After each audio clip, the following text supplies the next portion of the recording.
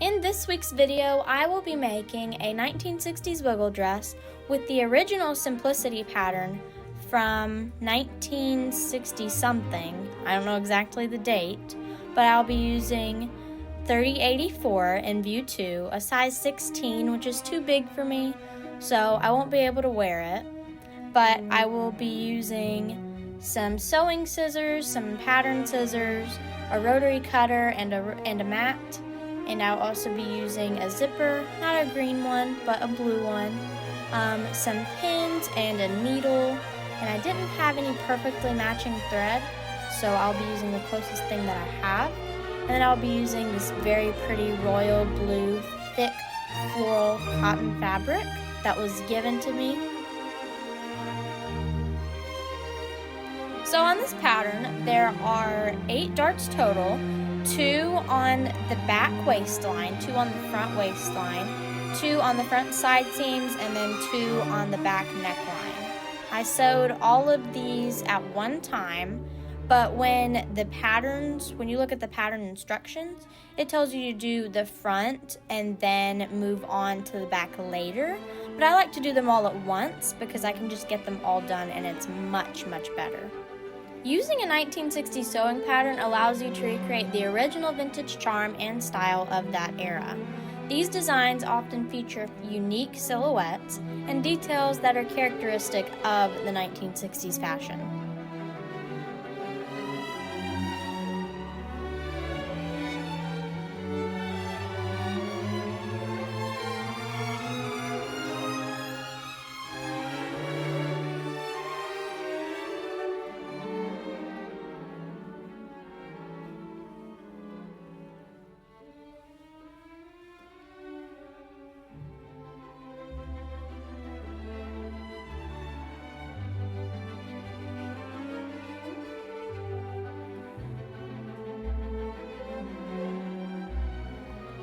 I usually do all of my darts before I stay stitch, which is what I'm doing here. So I did this to the neckline, the shoulder seams, and I did this to the front and the back pieces. Then I sewed the side seams and shoulder seams together. So first I did the side seams.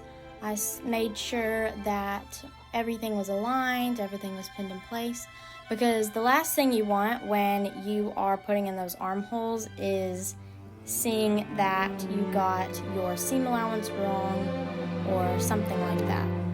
Then I did the shoulder seams. They are always very quick, especially on a pattern like this where the shoulder seams are very small.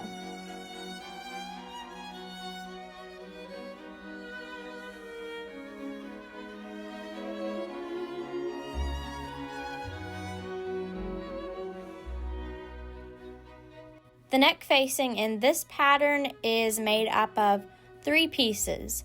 2 pieces in the back of the neck and then 1 piece in the front. This is because there is a placket zipper down the middle of the back of the bodice.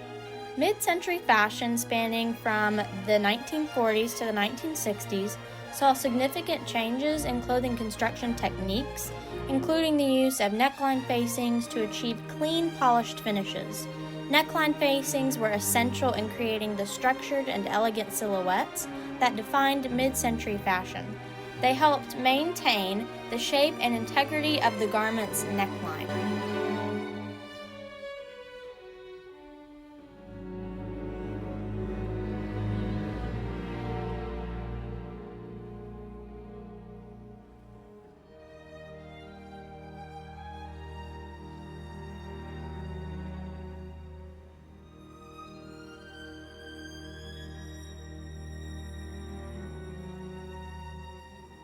Once the whole neckline was sewn on, I made sure that I top stitched it down like I try to remember to do with all facing, because if I don't do that, then it will pop back out when it is completely finished, and that is not what you want on a 1960s style dress. Then I folded the facings and the neckline right sides together along the edges and sewed down that seam.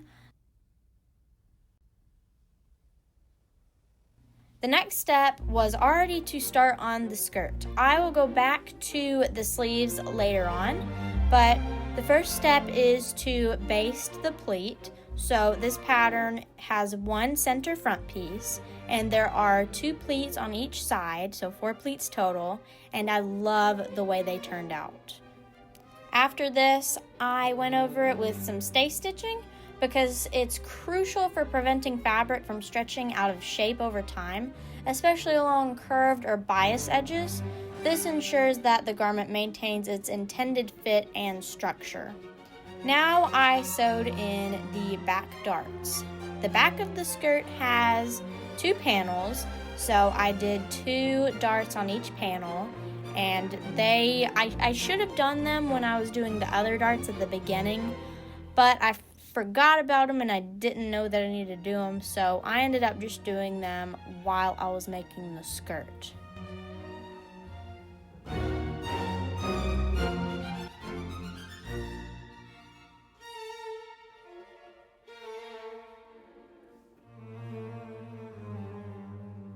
Then I sewed the back 2 panels together, right sides together, and sewed all the way down until I got to where the vent is supposed to be. Then I backstitched and basted that all the way down to the bottom of the hem. I went back up where the vent starts and made a little bit of a box shape. So I sewed across and then down. That way when I was ready to take out the basting stitches, it would then form that vent. Vents are essential in wiggle dresses to provide comfort and mobility. Without a vent, the tight fit of the dress would restrict movement, making it difficult to walk or sit. The next step was to then pin both of the skirt fronts and backs together and sew down those side seams. I made sure that it was lined up as well as I could because in the cutting process, I chopped off a notch, so that way I had no idea where it was lined up the best. This skirt was incredibly simple. I loved making it and I want to make one for myself next time. So whenever I have a chance to find fabric like this again or some fabric similar, I would love to film myself making one of these dresses for me.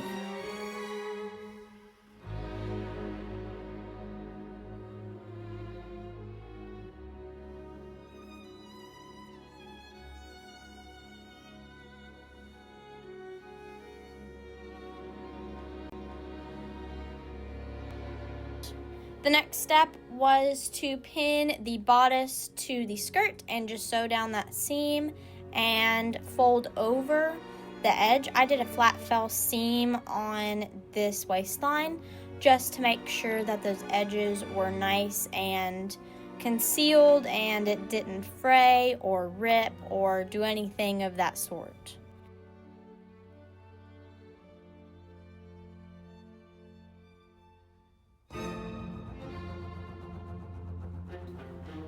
The reason I chose a flat fell stitch is because I don't have a serger.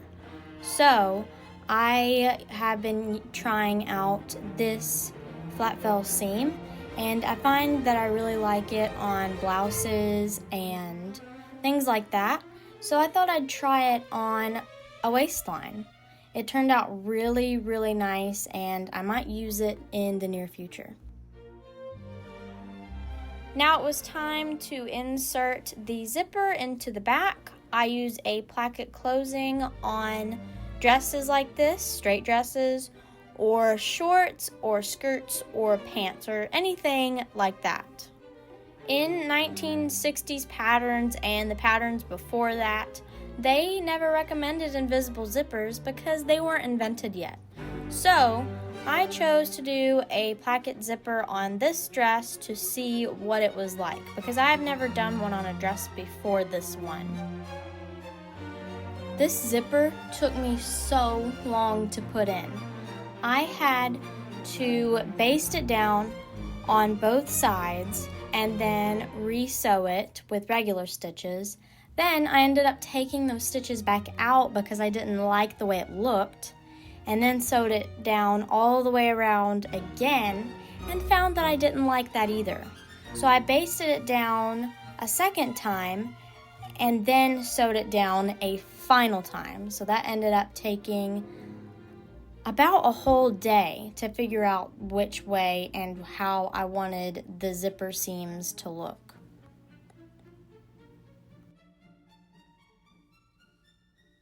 Now I made the sleeves. First, I put 2 rows of gathering stitches in between the notches. This is to ease it into the armhole much easier so that you don't end up with pleats on that armhole. In between these 2 videos, I cut out some bias of the original fabric as a facing for that armhole.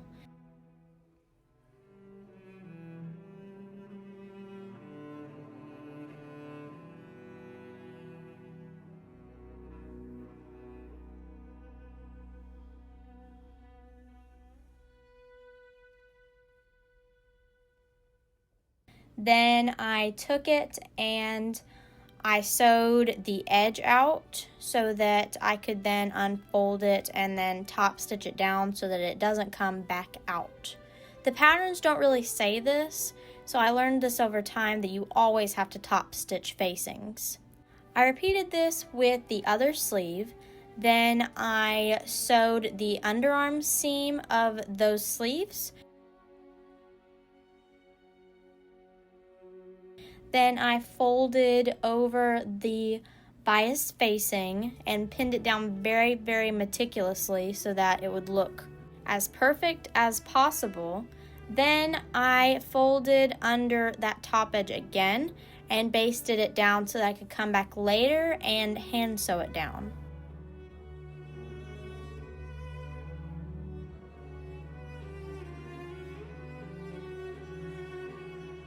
Now it was finally time to sew the sleeve to the armhole. I did this by taking those gathering seams and just pulling them and unpulling them wherever need be until it fit perfectly, and then I pinned all of that down and sewed around that edge on both sleeves on both armholes.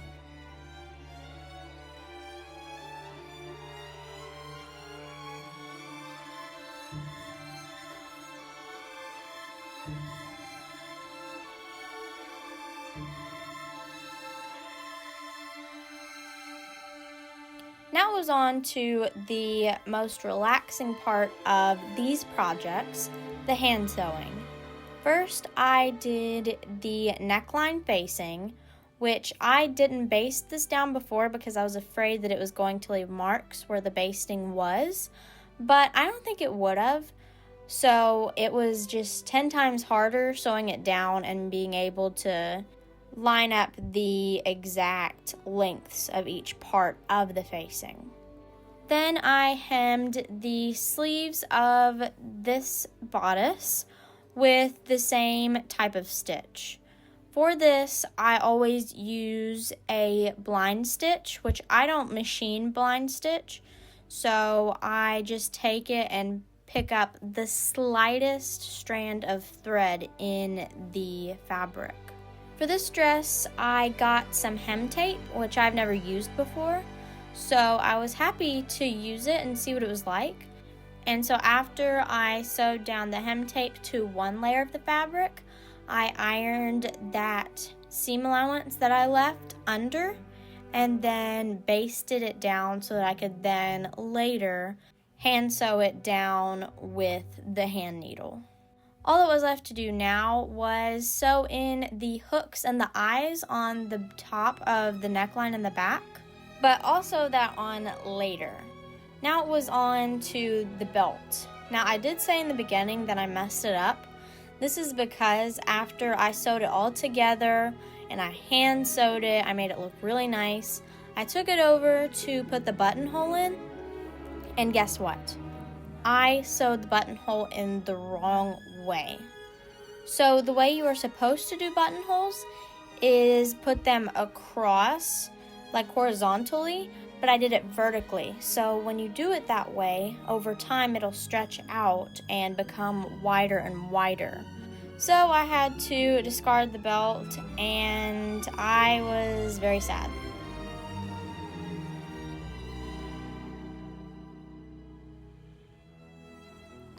And here's the dress. I'm so happy with the way it turned out. Please let me know what you thought of the dress, and please let me know what you want me to make next. I would love to hear. And please subscribe and like the video if you enjoyed, and watch this video next.